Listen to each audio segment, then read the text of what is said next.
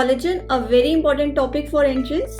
It is the most abundant body protein, which is basically form of alpha helix, and 3 alpha helix wind around each other to form triple helix, and many triple helix are joined to form final collagen fiber.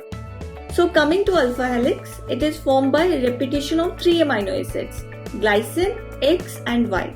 So at every third position there is glycine because it is the smallest amino acid and can only fit at the limited space available.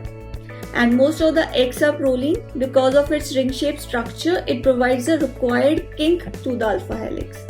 And most of the Y, most important, are either hydroxyproline or hydroxylysine, and these are required for formation of hydrogen bonds between 3 alpha helix to finally form a stable triple helical structure.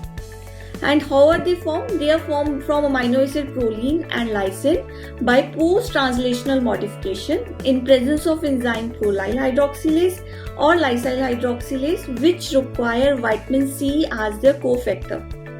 So if vitamin C is deficient, what will happen? This reaction will not take place. Hydroxyproline and hydroxylysine will not form. So no hydrogen bonding and unstable triple helical structure. So unstable collagen structure will result in bleeding of gums and swelling of joints and other features of scurvy.